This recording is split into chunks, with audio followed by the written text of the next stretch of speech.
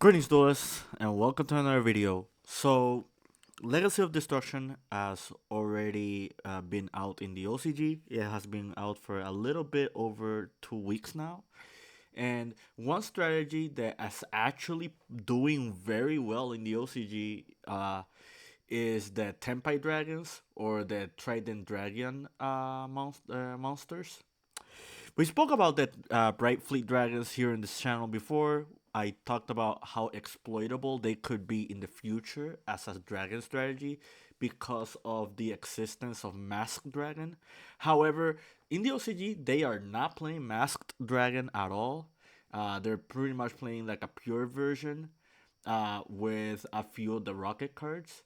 And you'll see later on that this specific ratio of like dragon monsters or the bright fleet monsters in general is going to play a trend amongst other decks or strategies. I guess before we keep going over, I guess we can talk about this deck list as a whole.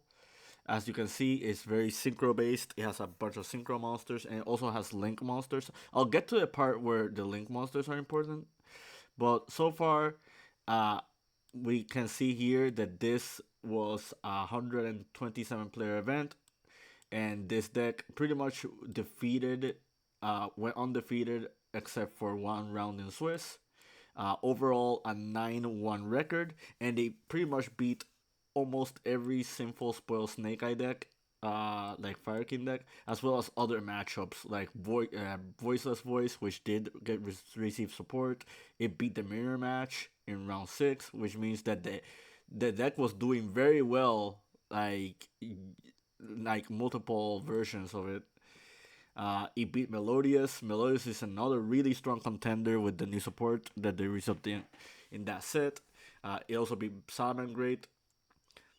So as you can see here, this is a very long spreadsheet. It's pretty much like a 30-step combo that makes it so you OTK your opponent, and it does over 30,000 damage. There's like 3 variations of the combo. The combo is pretty much the same. What ends up being different is like which card you start with. And the most impressive part about this combo is that this is a 1 card combo that can do all of this. So as you can see here, we see the manner being activated. You see uh, the boost sector launch. You see Dragon's Ravine, um, Ravine pitch, and if you're familiar with Dragon Link, you already know what this is going, where this is going. Pretty much, this is just like a variation of the combo that pretty much just ends on like the standard Dragon Link setup, and it's all done with just 1 card. As you can see here, like there are multiple ways of just opening this 1 card combo.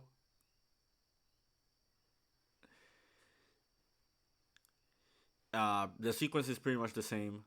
It's just like showing you other ways of doing it. So you're probably thinking, well, this is just Dragon Link. Why am I watching this whenever like when I can just play Dragon Link and Dragon Link can just do pretty much the same thing, right? Well, you're gonna I'm going to show you something very different, but um so this is the standard Dragon Link line. Now let's talk about the real reason why we showcasing you this deck and this combo. So what I'm about to show you is a combo specifically done during the battle phase, and this is like the 30-step combo that is being shown on Road of the King. Basically, the way this combo works is you attack multiple times, you bring back the synchro, and you attack with the monsters again, and then you do Trident Dragon, and Trident Dragon can attack 3 times. So for those who got a little bit lost because this replay got played real quick, essentially what happens is Bidora can attack, and then the Zongdra can specials from the deck, and then these two can synchro summon into the Bident. Bident can reborn the Bidora, and then after attack with Bidora and Zongdra, you can use Fedora's effect, and then Bidora makes it so you can synchro into the Transcend Dragon, and then Transcend Dragon is going to attack. Is going to the Biden Dragon is going to reborn itself back, and then you use the last remaining dragon to just synchro into Trident Dragon. This is like over 30,000 damage, uh, and you can attack multiple monsters. This specific monster makes it so all monsters your opponent control is switch to attack. Not only that, it freezes effects during the battle phase, so you don't have to worry about like damage step cards, cards that just pretty much try to end the turn.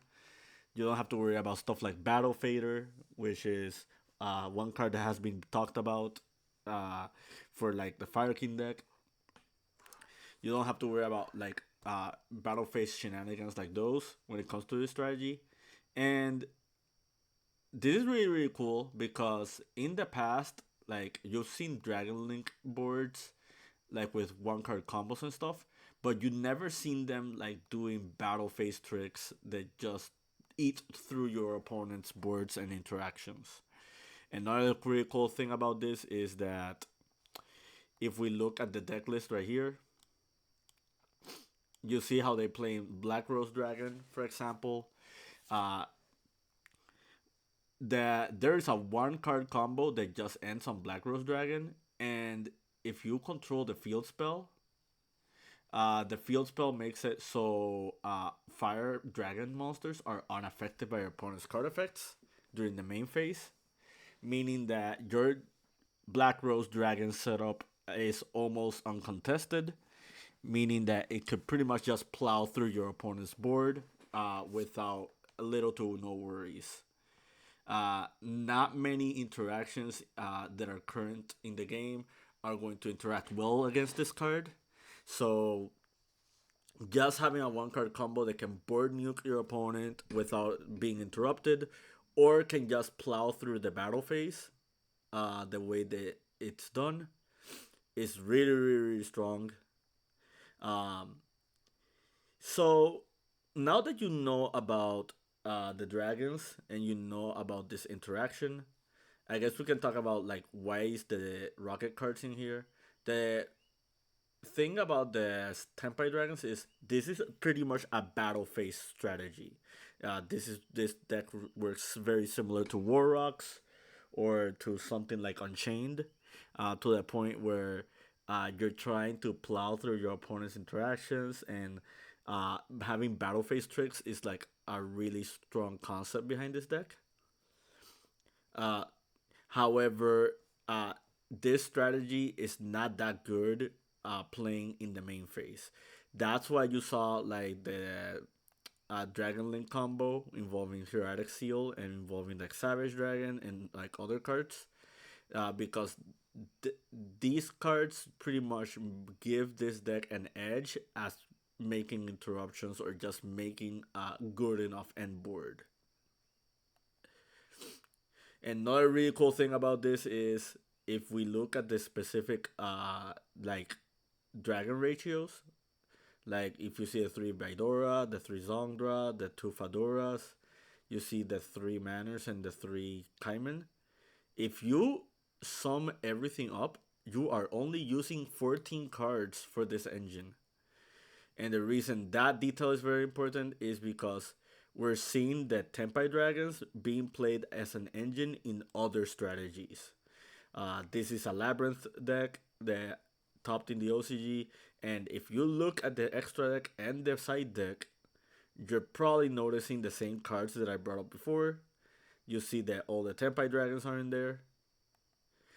Here's a Voiceless Voice deck, and Voiceless Voice is known for like not needing the extra deck, meaning that it's very easy to just fit every card that you need for the Tenpai Dragons, and then like when sighting, you pretty much just can smoke screen almost the entire deck into just a Tenpai Dragon strategy and just catch your opponent off guard with just this engine alone.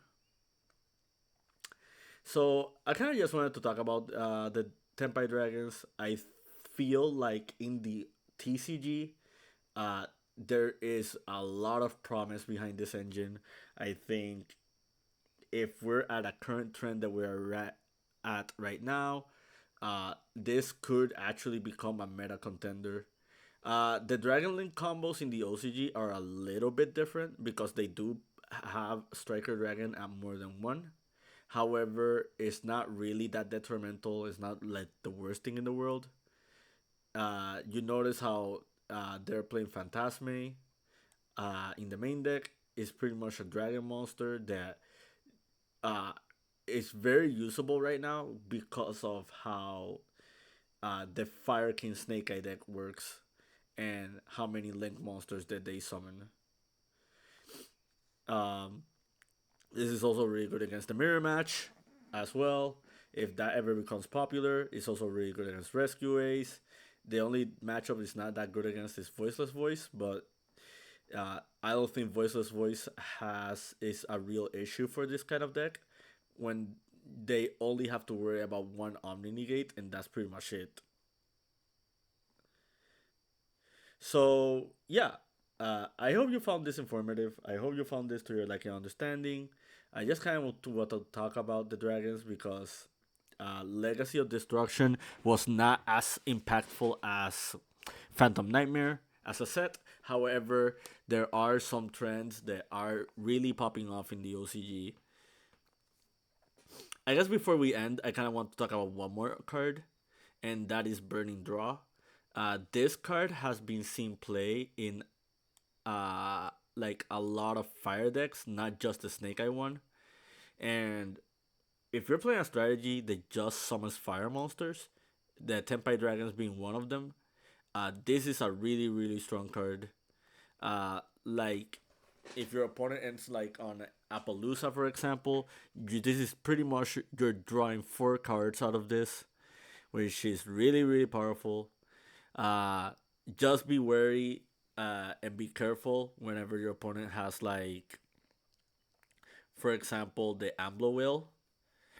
Uh, because if they have the Fire King Kirin, they pretty much are going to activate that card and force you out of not drawing anything with this card. But if you can play around Kirin or just target a non-fire link monster, like for example Appaloosa, this card is really strong.